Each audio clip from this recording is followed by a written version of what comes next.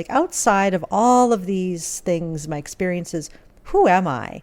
We can show up to a room different. We can belong. I think that's how a lot of people feel, because there's this pressure now of like, we need to self-discovery, and we need to discover like, who am I, so that I can live my truest, most authentic version of myself. This like weight and frustrating. Oh, how do I answer this question? Who do I have the courage to become? Who do I want to become? That probably gives us a hint of who we actually are. Yeah. How can I take this brokenness and turn it into something beautiful? We really did go through the fire with our oldest son, who's now 18, was rage and anger and throwing things. And at age 8, he became suicidal and was admitted to the children's hospital, where he stayed for 3 weeks. Because I realized that the one person I was leaving on the outside of the circle was my son. I didn't understand him. Teachers didn't understand him. People didn't understand him. And I was embarrassed, because I should know how to do this. I do this for everybody else. And how do I look at what's under the rage and stop trying to get people to fix this kid? And how do I truly see him? My belonging can't come from anyone, not even my husband. I need to find my own belonging. I need to do that work. But I do know that encouragement creates courage. How do I encourage myself? And when I'm feeling really low, how do I help others? Then I realize I'm an encourager. Yeah.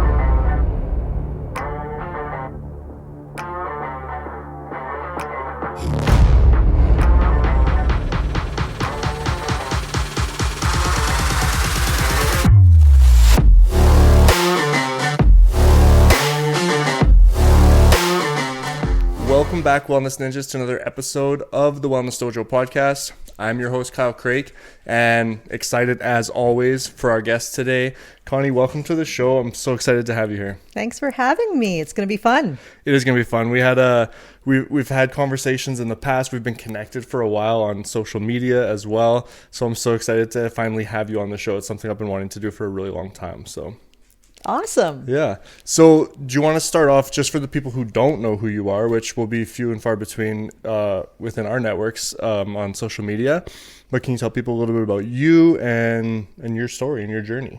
Yeah, absolutely. So I identify I identify as a mental health and resilience specialist.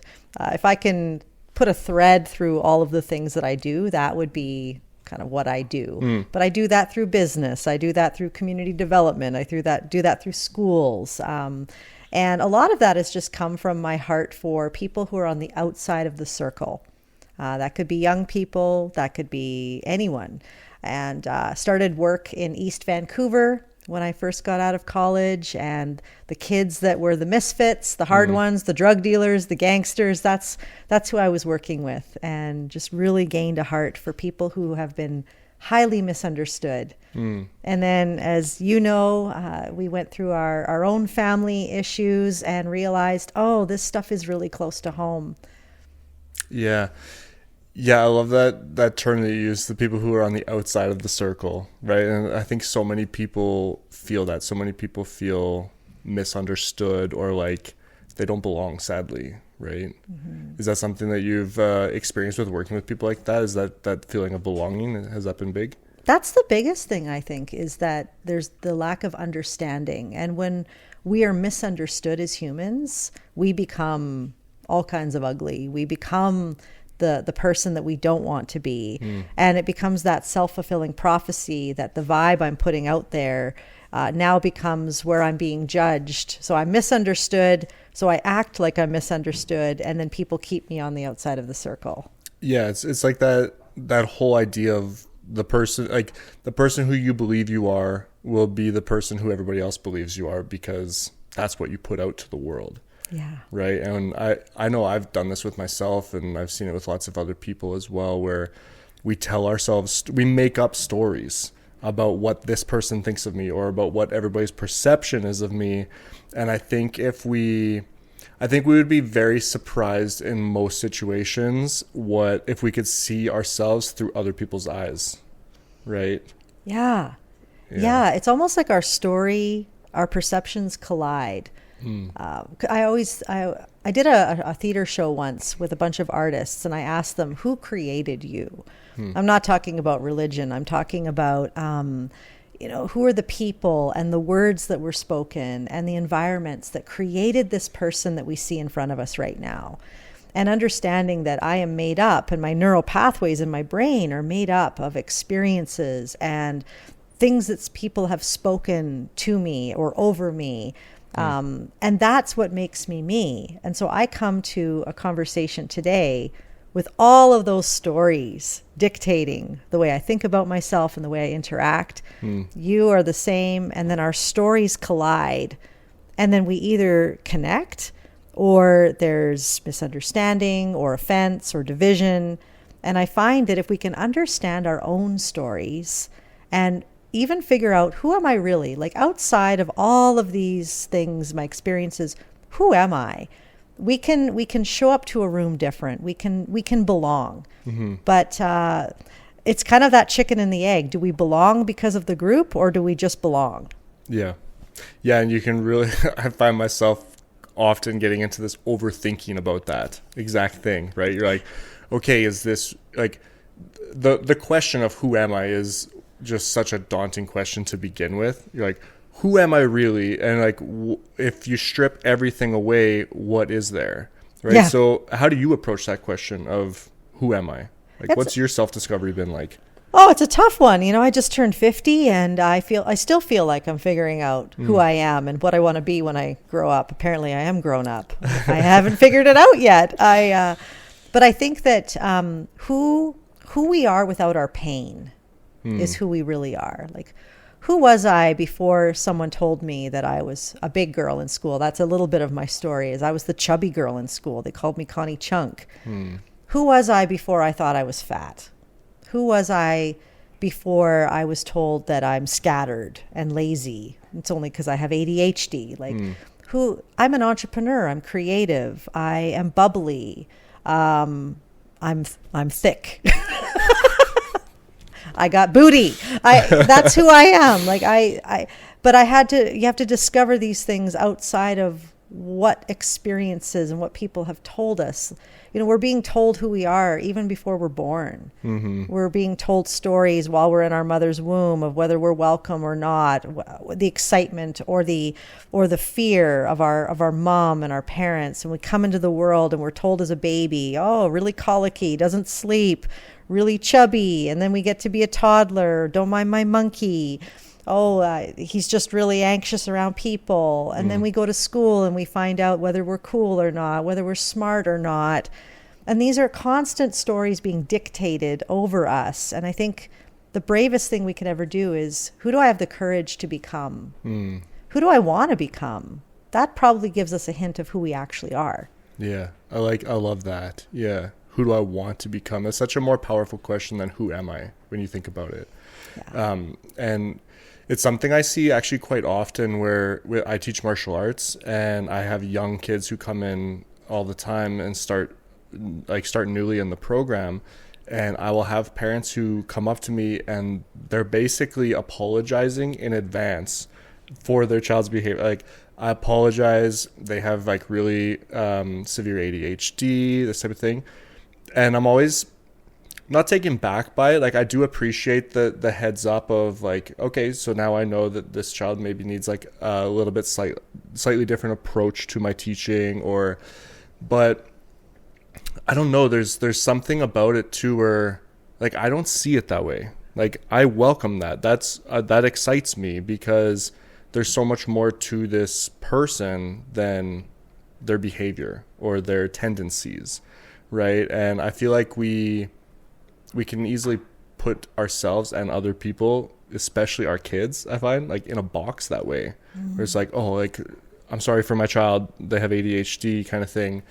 It's like, well, no, like, let's explore this. Let's just embrace them as a person and see, how we can navigate. This is yes, it's might be a little bit more of a challenge, but it's an exciting challenge, right? It doesn't have to be a bad thing. It doesn't, no. Yeah. And it's so true. I actually find this working with young people.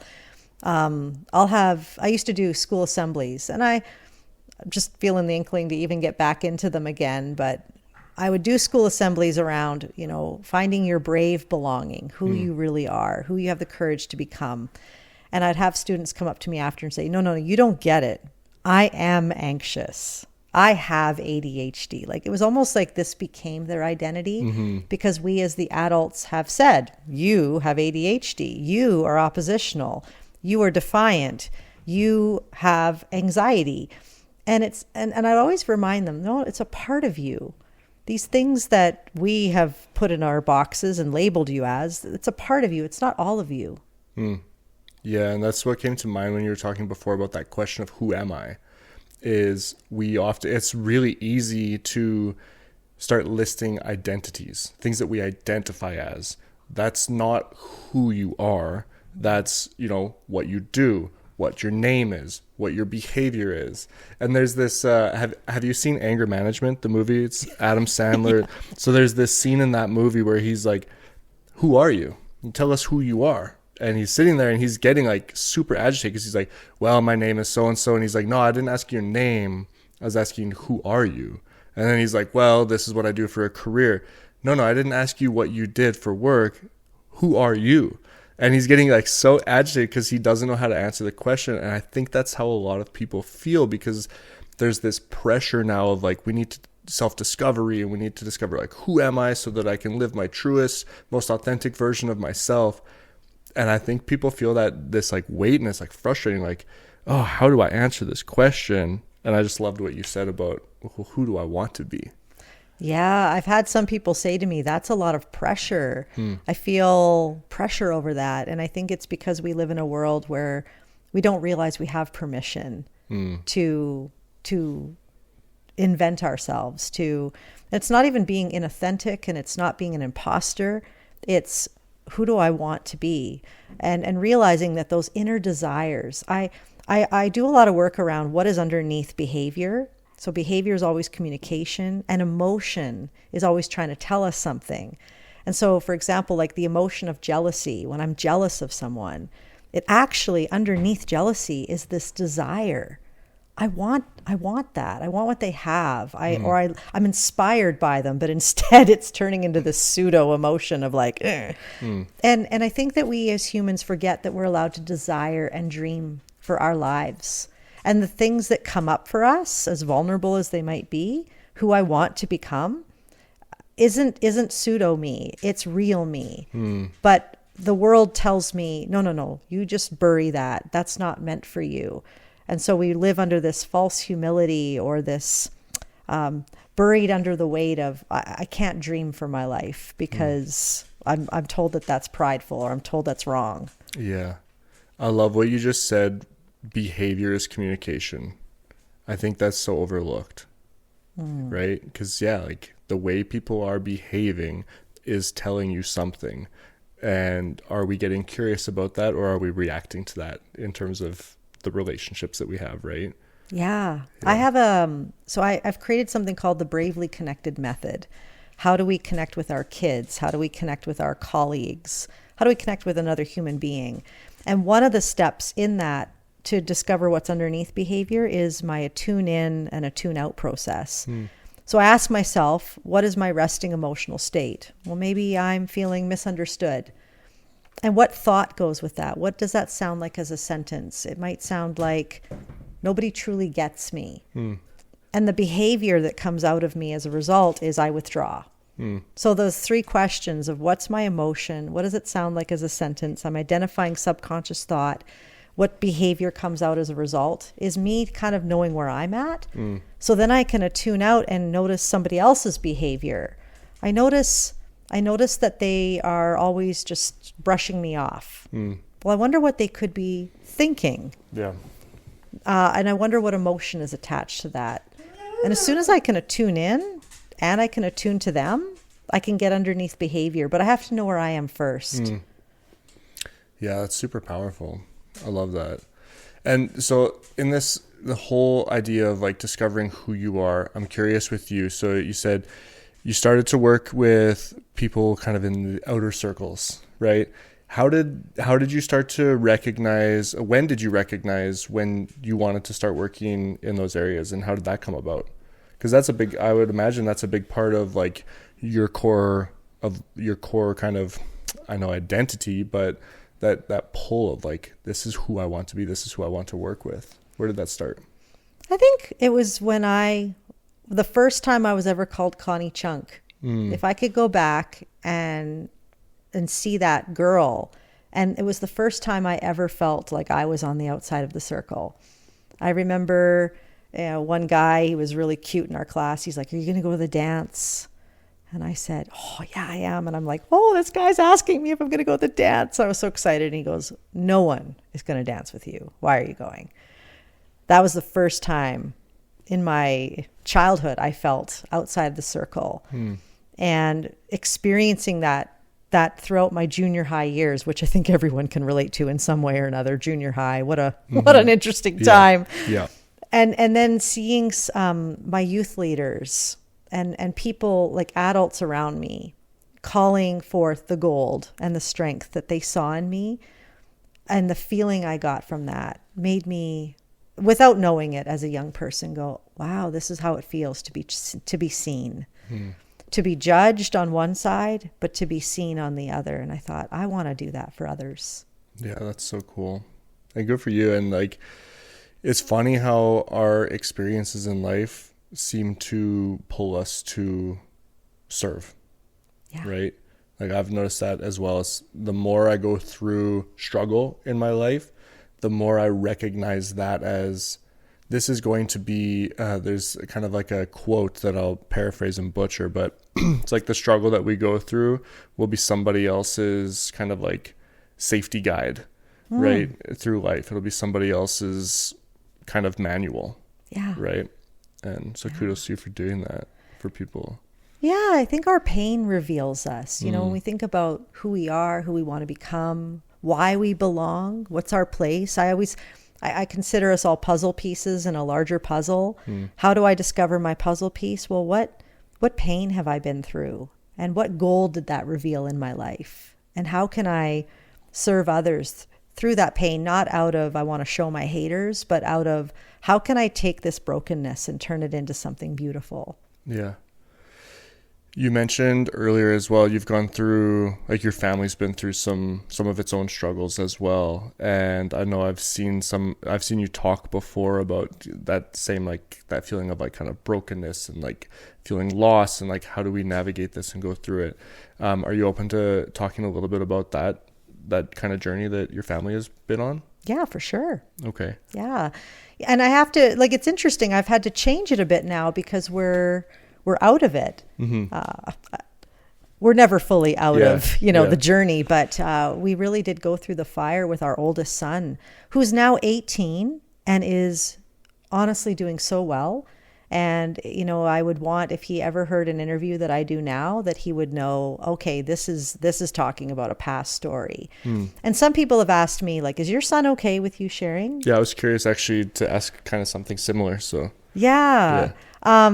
He is okay with it because I often will share it from what I did for me and how, to be honest, it wasn't him who had to change in our family. It was me, and how that actually created an environment where he could thrive.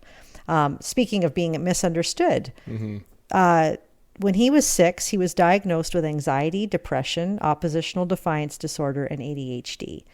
And the process just to get that diagnosis was ridiculous. We were already in crisis because I could not manage his behavior. His behavior was rage and anger and throwing things. And at age 8, he became suicidal and was admitted to the Children's Hospital, where he stayed for 3 weeks.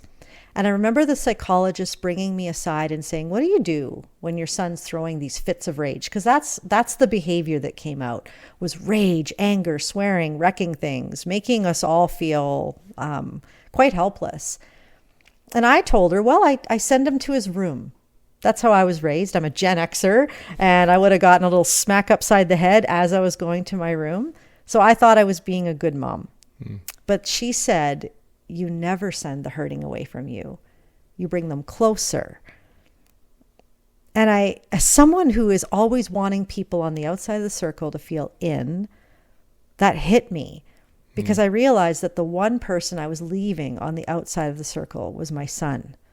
I didn't understand him. Teachers didn't understand him. People didn't understand him. And out came this rage because this little 8-year-old didn't know how to deal with all of that. He didn't know what was going on with him either. And so 3 weeks later, he comes home with a counselor and medication. And I'm thinking life is just going to be awesome. We're finally free. But then those rages continued. And I remembered what she said, bring him closer.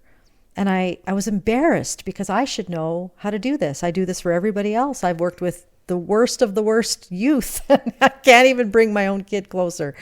And so all I did was sit with him on the floor and I'd say, son, we love you. Nothing's going to break our connection with you. I'm not trying to change your behavior. But inside, I was chaotic. His behavior brought out the worst in me. I was a yelling mom. I would react. I was an emotional roller coaster. And so what I mean by I had to change was this Bravely Connected method that I've now created that's come out of all of this brokenness is I manage me. So peace in my heart means peace in my home. I had to learn how to manage my own emotions. Behavior is communication. How do I look at what's under the rage and stop trying to get people to fix this kid? And how do I truly see him? I don't control anyone. I don't control him. I control me. The belonging creates resilience. How do I create an atmosphere where this kid knows he belongs no matter what he does? I will always hold my end of the rope. No matter what he does to me, he's always welcome. And the last one is resilience is not in how perfect we do this, because human relationships are messy. But how do we repair when there's been a rupture, when we've messed up or there's been something that's gone wrong? And that's literally the method that I wasn't creating a method. That's my process. That's what I lived out.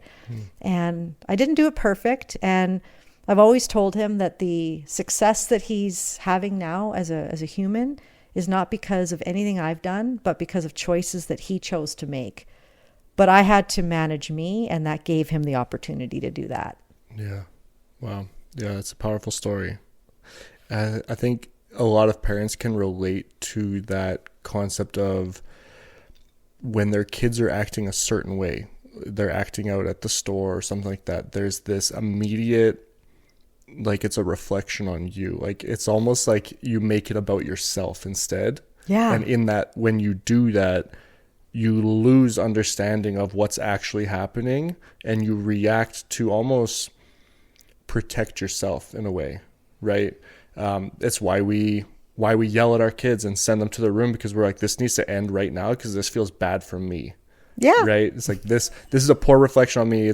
I've seen it in like the grocery store with a kid who's throwing a tantrum. So you see these two different things where there's the parent who's like, you need to stop this right now. And then there's the parent who's like walking away like, you do your thing. I'm going to continue shopping right now. And then there's maybe a middle ground as well. But I think that's something that all parents can relate to, right? Is whatever behavior it is, whether it's sadness, anger, even happiness, we make that a thing of it's about us and it's about how good am I as a parent right now, when that's not what it's about. It's about, like you said, the behavior is communicating something. Am I open to receive it?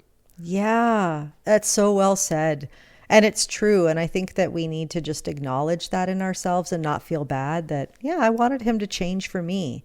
I wanted that counselor and medication to fix whatever was going on so that we could have a good day. We could have what felt like a normal family. That was for me, not for him. And I don't feel bad about saying that because I think that's a pretty natural human reaction. But I like what you've said is whenever there's someone reacting a way that they are, we have a choice of how we can react. And one of the greatest pieces of advice I ever got, and I ever thought about this, was I don't have to respond right away. In the grocery store, that person walking away, they're like, yeah, I don't have to respond to this right now. That's genius. I wish, you know? Yeah, I heard something that also stuck with me quite a bit, and it was like, not every emotion needs a reaction. Yeah. Right. And wow. It's so true. It's like, yeah, just because you're triggered by something or just because you feel a certain way doesn't mean you have to respond to it right away. No. Right. And it is a really powerful shift in your mind for sure. Yeah. Yeah. I have a son who's 8 currently right now. I've got 3 kids, and just hearing that story is emotional for me, just thinking of my own son who's 8 years old. And I'm curious, because I'm sure there's parents who are curious as well. When did you guys discover that things were as serious as they were in terms of even like suicidal ideations and stuff like that? Because that's something that a lot of people would probably be very surprised to hear in somebody so young. When did you know that behavior was becoming something more extreme like that? Well, so even when he was 13 months old, we knew something was different. There wasn't an easygoing nature at all, like ever. We just thought maybe parenting was really hard. And so when our youngest son was born, when our oldest was 4, we realized, oh, way different story here. But he didn't know how to express that. And that's why we got the diagnoses. We actually paid quite a bit of money for that too, because we needed answers. Yeah. For him, he started expressing, I want to kill myself, over and over and over again, which, as I've told my story, there are many people, many parents who come out and say, yeah, my kids too. As young as 6, I've had parents tell me. And I think a lot of it is just this, I don't know how to deal with this. So again, that statement has something underneath it. We need to take it seriously. That's why the psychiatrist had said, take him to the hospital. Don't just take that lightly if it's something that's being repeated. And we were pounding on pediatricians' doors and all kinds of doors. And they would always say, we can't really help you because he's too young. And it took a crisis, like him becoming suicidal, getting him to the hospital, for people to say, oh, there's a problem here. And this is a bit of a problem with our mental health system, is that it has to be a crisis in order to get help right now. Yeah. I don't think it'll always be that way, but it's hard. I would say with parents, if any parent is listening who has a child that's saying these things, it's really easy to fall into panic, worry, despair. I would say take it seriously, but understand that underneath it is a whole lot of emotions that this statement is bodyguarding. There's anger, there's frustration, there's sadness, there's grief. And is there room in our homes for these kids to unpack that? Or am I the type of parent who is afraid of that? Because there's no fear in love. And when I have a loving home, it casts out fear. And so what that means is, can my kids say I'm angry, and do I not try to fix it? Can I just be there and hold that emotion? Because emotions are like a gas, the thing on your car. I'm not a car person. Like the gauge, The gauge. Oh, my gas is low. My oil needs to be changed. That's all emotions are. But we as humans have become so afraid of them. So we push them away, or we tell them, oh, don't be angry. That's bad. Anger is actually a very helpful emotion. And it's usually bodyguarding something else like shame or fear or sadness. And so if we can really learn to attune to our own emotions, and we're then better off and okay with when our kids share theirs. Yeah. Wow. Yeah. It's so true. Like everything comes back to the self, right? It does. Especially with parenting. Parenting is very much for me like a mirror, right? I think any relationship is, but parenting especially is like every interaction, you're holding up this mirror of, how did I respond to this? Why did I respond that way? What can I learn from that? And that might just be like the personal growth enthusiast in me as well, that I'm like hyper growth. But I look at it like that. It's like every time my kids do something, I'll hear my kids say something and I'm like, I don't like the way that sounded, because I know they got that from me and like it didn't sound good. And now I know I need to change something. Right. Yeah. Or vice versa, where I'll hear my kids will even sometimes say something to me and I'm like, oh man, it's just like such a proud dad moment, because they just showed me so much compassion and they showed me so much empathy. And, I know that I had something to do with that. It's this beautiful and also just terrifying mirror that we hold up to ourselves. It's so true, and it's so well said. Yeah, thank you. Yeah. So another thing, kind of stepping away from this, which has been a really beautiful, and I really appreciate you sharing some of that story. But one thing that people will maybe see you in the streets, like dancing and just like, you when I see these videos that you post, and I just see this brave soul who's doing things that so many people on the outside would be like, I would never be able to do that. Can you speak about that a little bit? Because you're just such a fun, creative person, but you have this bravery of just stepping out and just being yourself and just doing what makes you feel good. And I see that in you. And it's something that I really look up to. So I'm curious if you can speak to that a little bit. Yeah, for sure. It actually came from my Connie Chunk story. Okay. Yeah, and this is actually what I share in school assemblies is, so all through school, I'm called Connie Chunk. And I'm thinking in my head, that's all I am. I'm the big girl. I don't run in races. I don't show up in front of people. Like, I want to lay back and be in the background. And when I graduated from college, I was at my heaviest. I wasn't healthy, and my doctor said, you really need to lose weight. You need to go work out. And I didn't want to go to the gym. I thought that would be horrible. That's where all my bullies are in my head. That's the story I'm telling myself. Yep. So I go to a dance class, and I'm in the back, and I am loving this class. This is so fun. But then eventually, in hip hop culture, they form this circle. It's called a cypher. And the teacher said, everyone's going to get a chance to go in the middle to dance. And I'm like, oh, no, we're not. Yeah. But that social pressure, everybody's going in, everybody's doing something. I'm thinking, how do I get out of this? So it comes to me, and I go in the middle of the circle, and I do the lamest move ever. And I come out, and this one girl next to me says, wow, that was courageous. And it hit me. I'm like, you see courage? I didn't see courage. I saw fear. But she got me back to class. That word, that seeing something different in me got me back to class and back to class. And eventually I started teaching some of the gang members I was working with. I started teaching my moves to them. And they're like, isn't she funny? But I just kept going. And then I opened my own hip hop studio in Vancouver and was bringing these kids off the street. And I started to really express myself through dance. And now, this is just a part of who I am. It's what I've done for so many years. Just turned 50. I just did my 50 battle rounds. Yeah, so cool. Can you talk about that? Can you tell people about that? That's so cool. So in hip hop culture, if your birthday, you do your birthday round. So it's not drinking rounds, it's battle rounds. And when I turned 40, I battled 40 dancers to raise money. And this time I did the same thing. I thought, when I'm 50, imagine being 50 and doing that. And I did. And when I'm 60, if I could do it, I'll do it.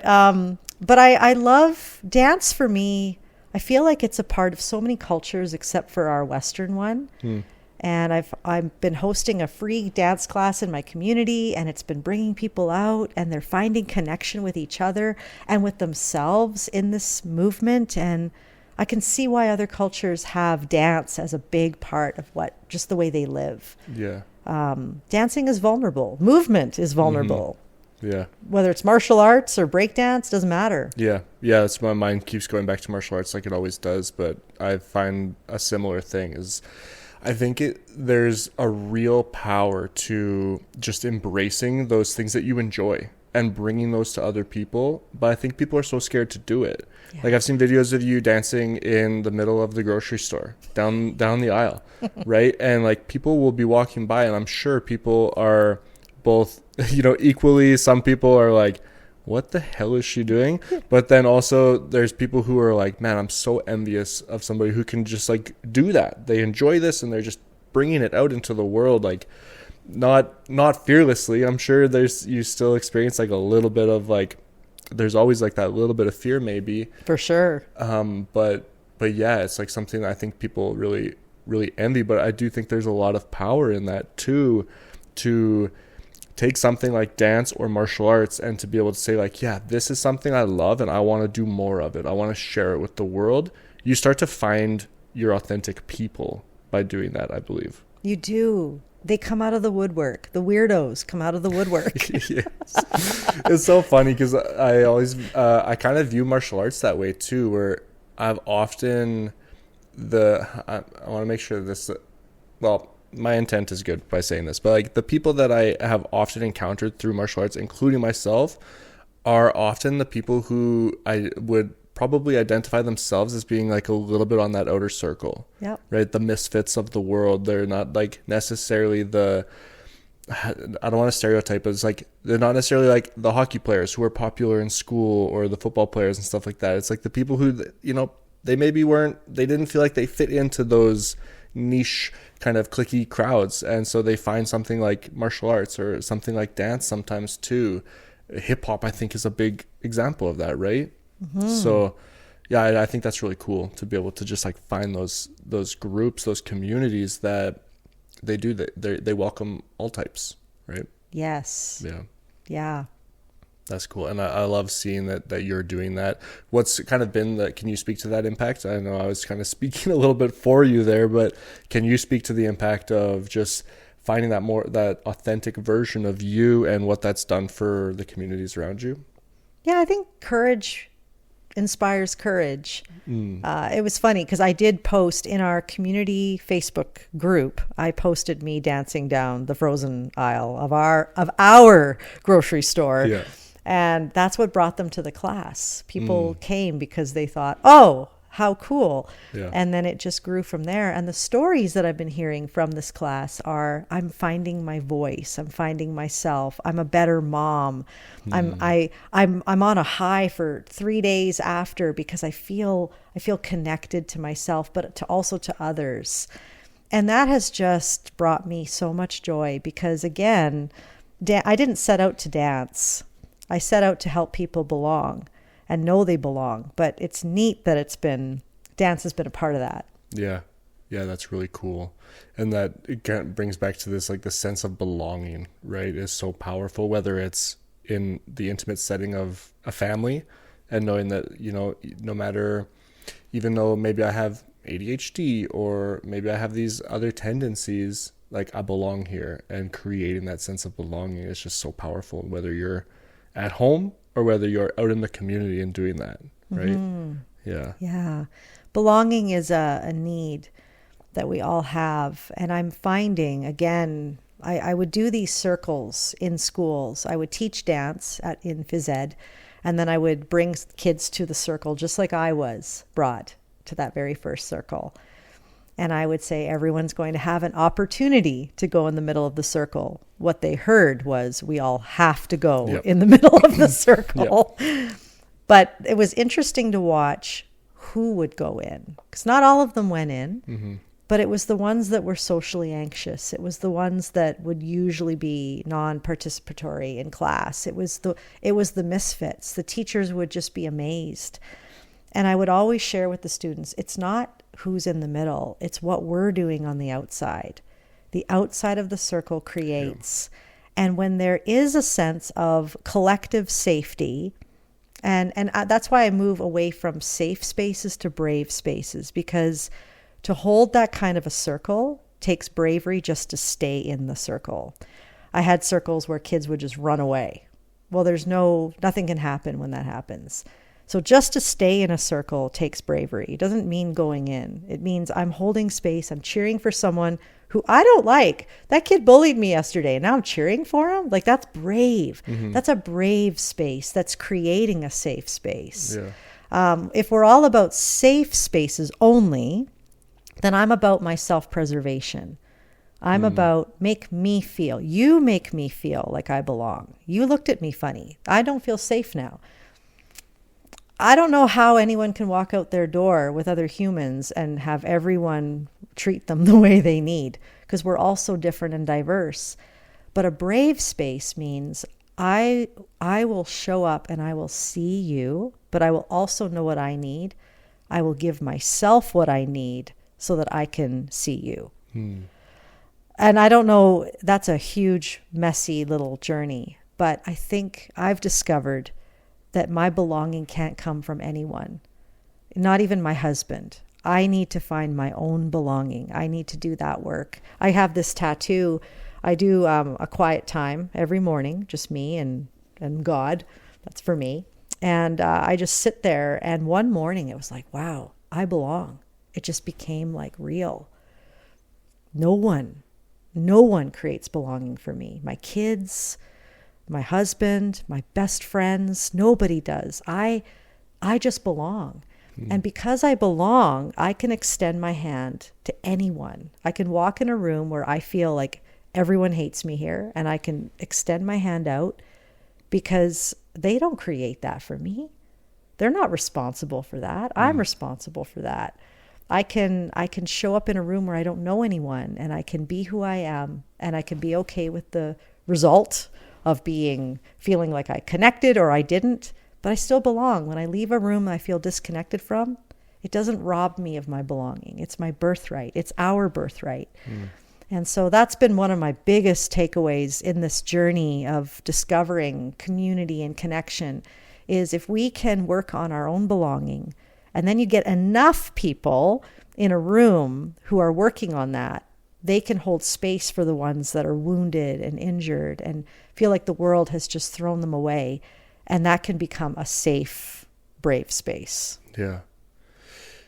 I want to talk more about that. I think that's really powerful, about that sense of self-belonging. I know you said kind of like in a moment you felt that, but I'm curious for people listening, how can people start to kind of cultivate that in themselves, that belief that, yeah, I belong here for something? I think it really is it's a spiritual journey. I really do believe that. And spiritual meaning, I don't think we just learn it. I don't think we watch YouTube videos on it. I think we allow ourselves to become open to it. And it just hit me one day, but this was after years, to be honest, of journaling and making sense of my story and who do I have the courage to become? Who do I want to become? Separating myself from others' opinions. I created a 45-day audio journey to help people. Like, here's all the tools that I did for myself in my journaling exercises. That a tune-in process was a big part of that. What's my emotion? What's my thought? What behaviors are coming out? And what strengths have risen from the struggle? That's who I am. I'm brave. I'm brave because I've been through hell and back, and I'm still here, and I show up when it's hard. And I've loved when I've wanted to run, and I've forgiven when I wanted to just hold on to grudges, and I keep rising. Like, that gives damn right I show up to the room and I belong. I've earned these stripes, and and I think that people, when they understand, like, oh, there's so much strength in you. We did this exercise with young people called I See You. We'd put kids in the middle of a circle and we call out their strengths. And you'd have kids who've only ever been told they're a nuisance and they're trouble, being told, like, you actually have perseverance, you have grit. And you'd watch them leave these circles going, like, I belong because I have strength in me. I'm not just a burden. And so I don't have any firm answers, but I do know that encouragement creates courage, which has been a big part of my own belonging journey. How do I encourage myself? And when I'm feeling really low, how do I help others? How do I go out there and encourage someone else when I'm feeling really low? Because then I realize I'm an encourager. Yeah. And I belong. Yeah. Yeah. Well, I love what you said about the work that went into it, right? I've been talking a lot about this recently where, change, we see people change in an instant, and change, like that decision to change, even often comes in an instant. However, what we don't see is the years of contemplation and pondering and trying and trial and error that oftentimes, like, your closest people in your life might see you make, like, maybe it's a career change. You're like, you know what? I'm quitting my corporate job. I'm going to do this. People will be like, whoa, where is this coming from? You're making a rash decision. Maybe you need to slow down. They don't see that there's been, like, all this, like, work that's gone into this decision. And I think it's the same with personal growth and discovery and that spiritual journey with people. I think people need to understand that it takes work, right? You have to be willing to put in the work. You have to be willing to, maybe it's not journaling for you, but maybe it is. And if it is, it's consistently journaling. Mm-hmm. It's consistently pausing and reflecting and asking, why did I react in that way? How can I improve tomorrow? How can I be 1% better tomorrow? Mm-hmm. All that stuff, it takes work, and it takes so much time and consistency to get to a point where like one day you're just like in your silence, oh, I just like had this realization, right? Yeah. But it's a lot of work. It is a lot of work. And I would say sometimes we're working so hard to connect with ourselves in ways that don't feel connected or aligned. And so I had to work hard in the area of, where do I feel joy? What feels joyful for me? Like, getting up and working out and doing weights at 6 a.m., that's not joyful for me. That's later in the day. What feels joyful? What's going to bring delight to my soul? And then the work, it's still hard, but it's done in an aligned way instead of a striving way, which I also found helped. And then with belonging, I find that what connects me to my joy, what connects me to my strength that's risen from struggle, and that who do I want to become? What do I want to be?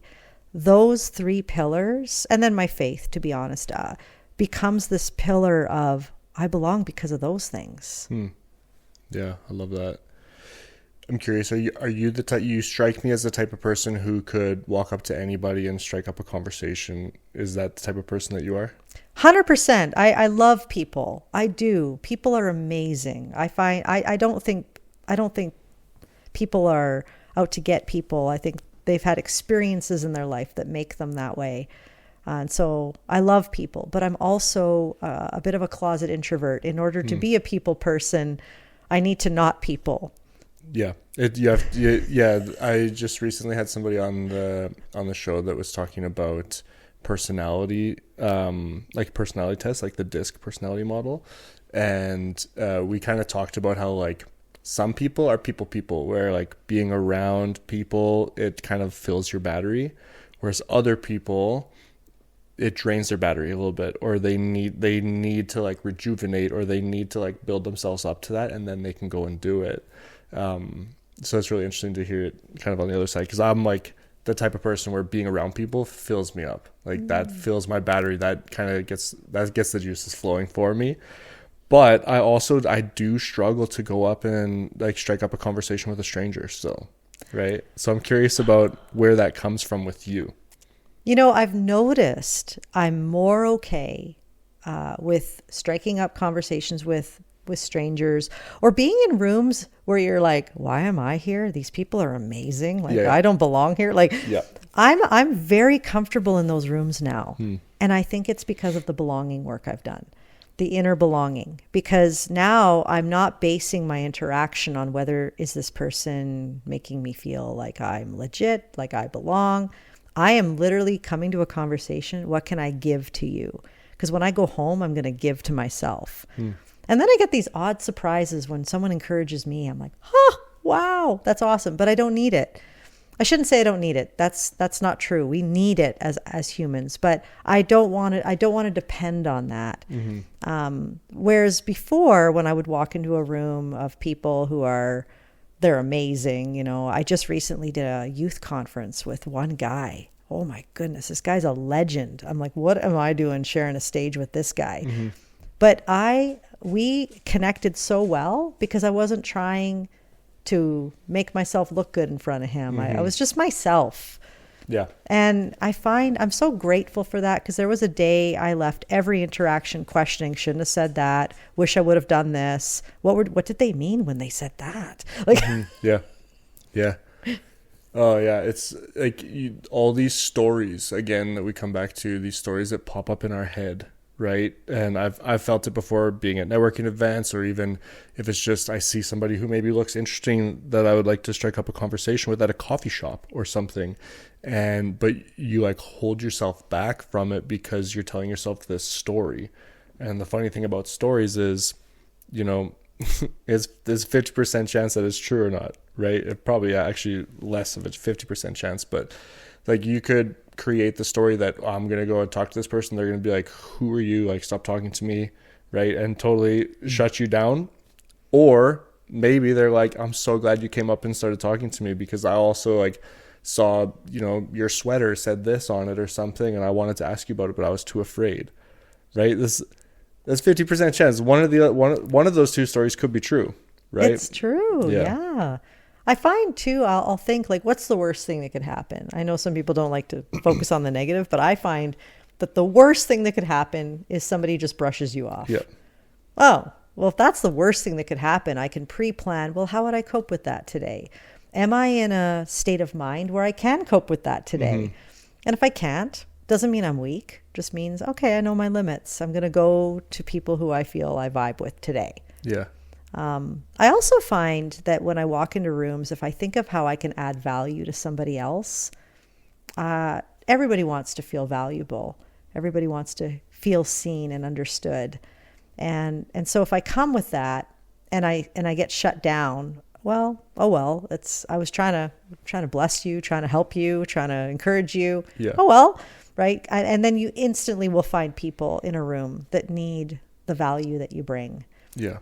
Yeah. And I think with belonging, there comes this like self-worth and confidence in those interactions. I've seen it in glimpses of myself, and it's something that I'm currently still working on. But yeah, there's this level of confidence and self-worth as well, where it's almost like, well, if somebody does shut me down, it's their loss. Like, they're the one missing out, right? Because you know that, you know, you're going to a networking event, for example, if you try and make a connection with somebody and maybe, you know, there's this like hierarchy situation or so, I don't know, I'm just making up a situation, but a situation like that, you know, like, well, it's their loss if they don't want to connect with me, because I know that I have something to offer to this room, that sense of belonging. I know that I have a gift here that somebody will embrace. And if it's not that person, it's kind of like it's their loss. Yeah. Right? Yeah. Not even a negative way, but just in like an oh well kind of way. Totally. Yeah. That's a great way to look at it. Yeah, working on it. It's tough. I mean, and we all have our days. I don't know if you ever wake up and think, yeah, today I can't people today. Mm-hmm. And I find that after COVID, that's really increased because we got comfy. Yeah. Yeah, it's so true. Yeah, it's something that I definitely feel those waves for sure. But okay, I have a question for you that my last guest left. Are you open to answering it? So I get my last guest wrote a question down for you. I haven't read it yet, so I don't know what it says, and then I'll give you an opportunity at the end to write your question for my next guest. How fun. You up for that? Yeah. Okay. Okay. What do you feel takes the most energy or is the most difficult thing for you in communication? So this actually aligns well. I'll repeat it one more time. What do you feel takes the most energy or is the most difficult thing for you in terms of communication? Oh, that is such a great question. It's funny because I was just pondering that very question this morning regarding my spouse. Oh, really? Because we're very different and we see things very different. And I can communicate great with you, with everybody else, but with my husband and I, we're very different. I think, and I'm going to use us as an example because he's the closest to me. We've been married for 25 years and you'd think we'd have this figured out. When I don't see life through his eyes, we don't communicate. So this morning I'm looking for work right now. Business has been a little slow, and normally on a normal day, he doesn't ask me, what are you doing today? Mm-hmm. He's like, because he knows I'm getting it done. Whereas lately, looking for work, he's like, so what are you doing today? Oh, so what's this podcast? Kind of like prodding more. Yeah. And the story that I tell myself in my head is, you think I'm a lowlife. You think I'm just out having coffees, going on podcasts and not working hard to bring in the bacon. And so I got defensive. And so the communication for me broke down when I didn't see, he's just curious. He's just wondering, oh, so now that things are a little slow for you, what are you doing? And what does that look like? But the story, again, it comes back to those stories colliding. The the story I told myself is, you think I'm a lowlife. And so I find that if I don't put myself in the other person's eyes and let go of my story a little bit to see what they're trying to really say, that behavior is communication, words are communication. What's really going on, then it just all breaks down. Yeah, that resonates. Yeah, for sure. I love that. It's the real human side from the Jakab household. That's right. That's right. I love it. I want to be respectful of your time. Is there anything else that we haven't had the opportunity to share that you wanted to? No, this has been such an enriching conversation. You have an amazing gift of bringing out words in people, stories in people, and I love what you're doing through your podcast to create community and to help people. It's amazing. Thank you so much. I appreciate that. And likewise, like you're somebody I look up to a lot. Your bravery, your courage, and your ability to connect and the work you're doing in communities, it's just amazing. So I'm excited to see where our relationship kind of blossoms into. Yeah, so, me too. Yeah. Well, thank you for being on the show. Really appreciate that. And thanks to everybody for listening and watching, and we'll see you in the next episode.